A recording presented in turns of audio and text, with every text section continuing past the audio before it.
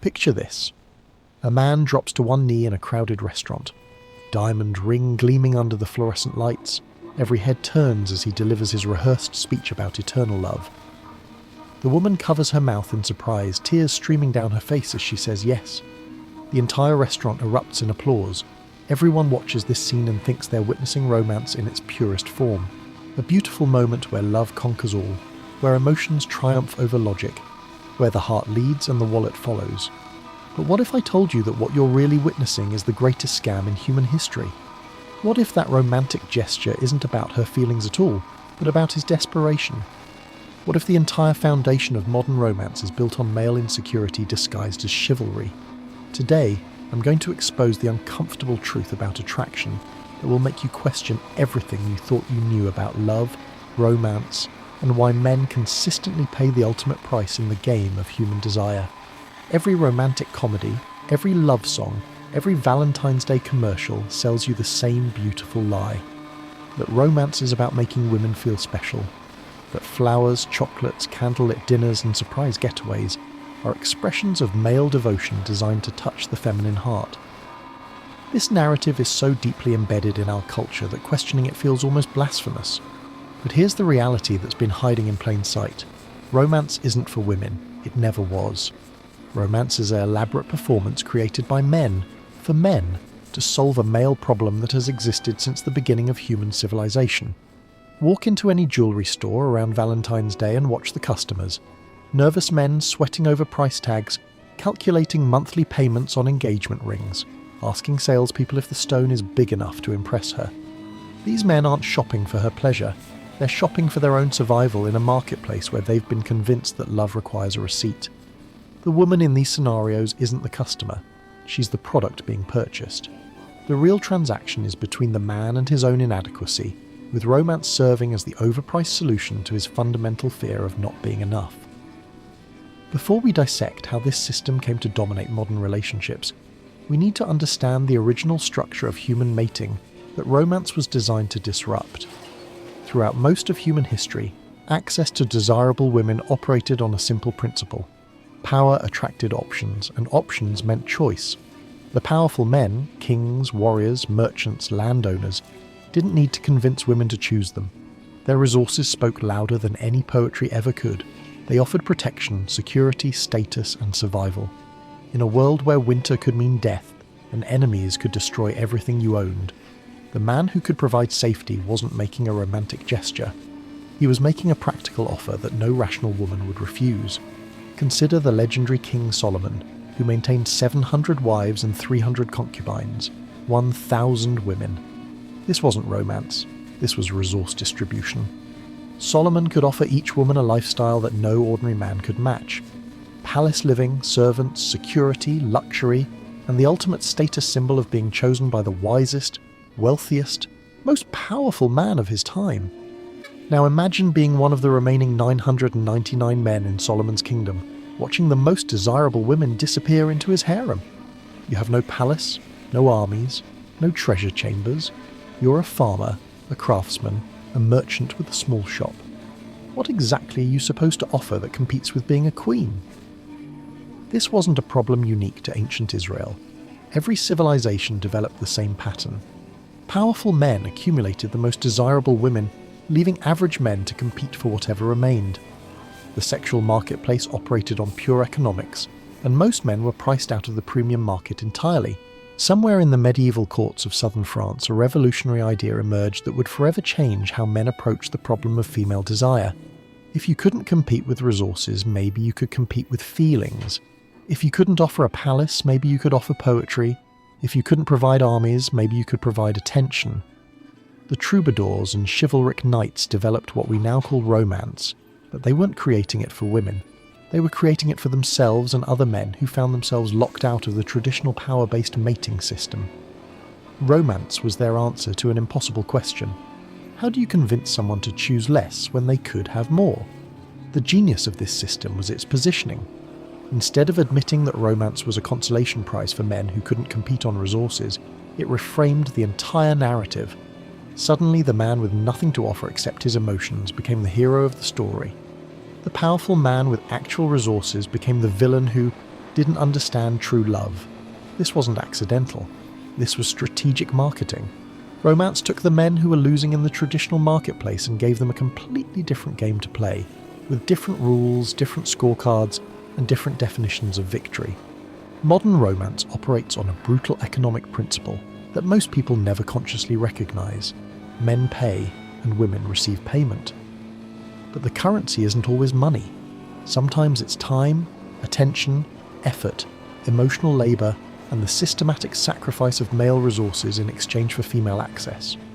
Watch any romantic relationship develop, and you'll see this exchange in action. He plans the dates, pays for the meals, buys the gifts, remembers the anniversaries, organises the surprises. He invests time researching her interests, energy creating memorable experiences, money funding their social life. She receives these investments, and in return grants him continued access to her presence. This system trains men to view relationships as ongoing transactions, where their value is measured by their output. The man who stops providing romantic gestures, who forgets important dates, who suggests she pay for dinner, quickly discovers that his access was conditional on his performance. Women, meanwhile, are trained to evaluate men based on their willingness to invest resources without guarantee of return. The man who hesitates before buying expensive gifts, who suggests practical dates over elaborate ones, who questions the cost of romantic gestures is labelled unromantic and filtered out of consideration. The result is a marketplace where men compete to offer the highest level of investment for the same basic access to female attention that their grandfathers received without performing these elaborate rituals. Here's where the psychology becomes truly manipulative. Romance creates artificial scarcity around something that should be naturally abundant. Basic human affection, companionship, and physical intimacy become premium products that must be earned through increasingly elaborate displays of dedication. The woman becomes the gatekeeper of these experiences, while the man becomes the suppliant hoping to earn access. This dynamic doesn't emerge naturally.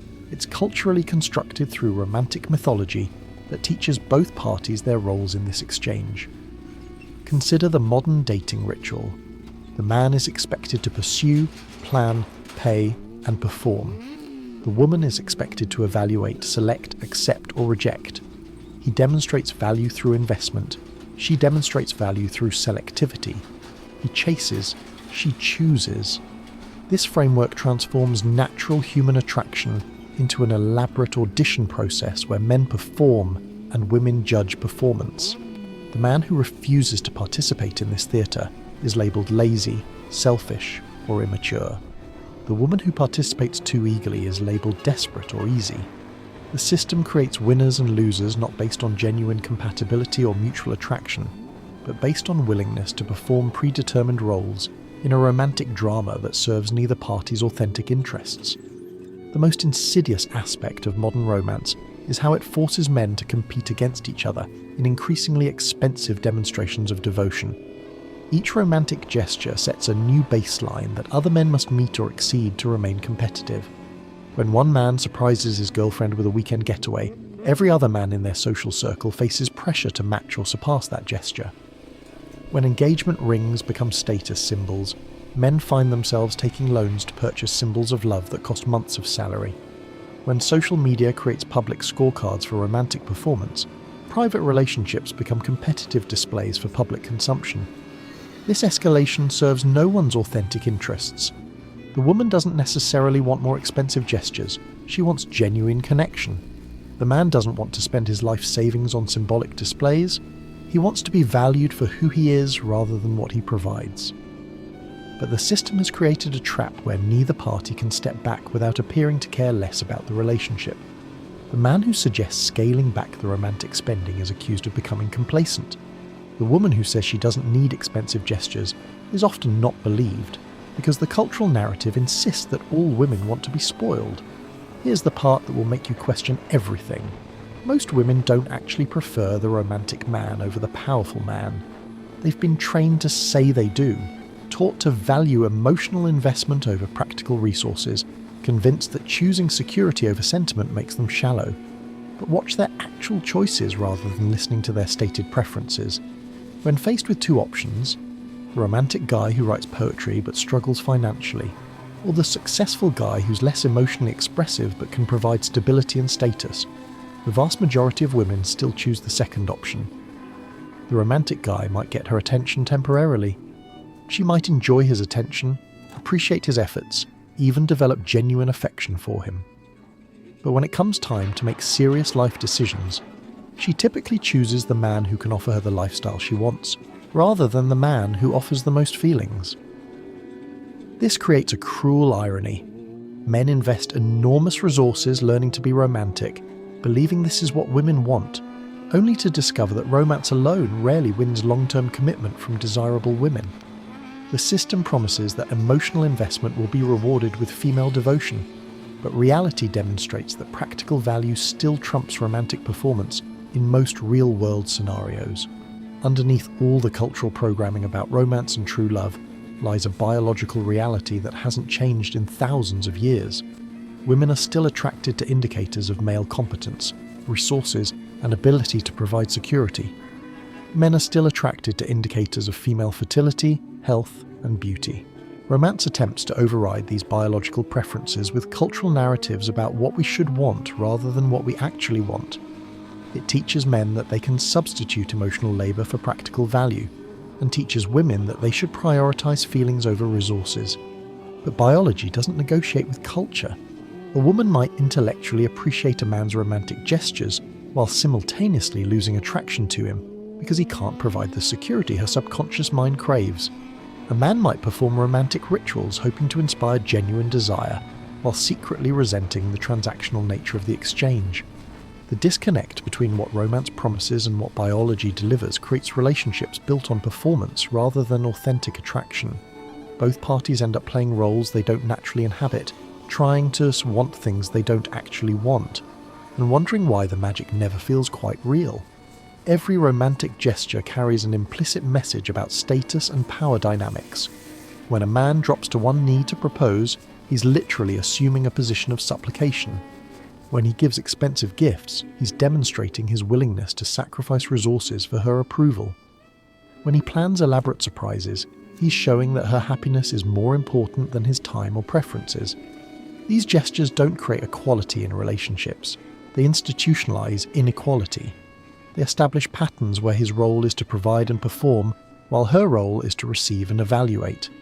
This dynamic might feel flattering to women in the short term, but it ultimately creates relationships based on obligation rather than genuine mutual appreciation. The man in this system learns that his value is conditional on his output. If he stops performing, providing, or pursuing, he risks losing access to the relationship. This creates anxiety, resentment, and a constant pressure to maintain performance levels that may not be sustainable long term. The woman learns that her value lies in being desired rather than in desiring. She becomes the prize to be won rather than an active participant in creating mutual value. This can feel empowering initially, but often leads to relationships where she's never quite sure if she's loved for who she is or for what she represents. Let's talk numbers, because romance has become an industry designed to extract money from men's wallets in exchange for social approval of their relationships. The average engagement ring costs 2 months' salary.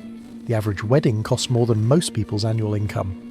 The average romantic dinner, vacation, or anniversary celebration requires men to spend money they might not have on experiences designed to prove love through financial sacrifice. This system creates a direct correlation between romantic success and economic output. The man who can't afford expensive restaurants, luxury vacations, or impressive gifts finds himself at a disadvantage in the romantic marketplace, regardless of his actual compatibility with potential partners. Meanwhile, entire industries profit from male insecurity about romantic performance. Jewelry companies convince men that love can only be properly expressed through expensive stones. Restaurant chains market date nights as relationship necessities. Travel companies sell romantic getaways as investments in relationship health. The result is a system where men's financial resources are consistently transferred to various industries in exchange for tools to compete in the romantic marketplace. Men work longer hours, take second jobs, go into debt, all to fund romantic performances that may or may not actually improve their relationships. If you're starting to see how the entire romantic system operates as a wealth transfer mechanism from men to industries that profit from male anxiety about female approval, make sure to subscribe and hit that notification bell. What I'm revealing today challenges decades of cultural programming, and there's much more to unpack about how this system affects every aspect of modern relationships. Modern romance has transformed authentic relationships into ongoing theatre productions, where men must continuously audition for roles they've already been cast in. The boyfriend must prove he deserves to remain the boyfriend. The husband must demonstrate he's still worthy of being the husband. The man in any romantic relationship finds himself perpetually on trial, with romance serving as evidence of his continued commitment. This creates exhaustion on both sides. Men become resentful of the constant pressure to perform romantic gestures, while women become suspicious of men who don't maintain consistent romantic output. Neither party can relax into natural interaction, because the system demands artificial demonstrations of affection. The performance trap also prevents genuine intimacy from developing. When every gesture is calculated for romantic effect, authentic spontaneity disappears. When every gift comes with expectations of grateful response, genuine appreciation becomes difficult to distinguish from obligatory reaction. Couples find themselves trapped in cycles where he performs romance not because he feels romantic, but because failing to perform threatens the relationship's stability. She receives romantic gestures not because she necessarily wants them, but because rejecting them would make her appear ungrateful or cold. Perhaps the most devastating consequence of the romantic system is how it prevents people from discovering what they actually want from relationships.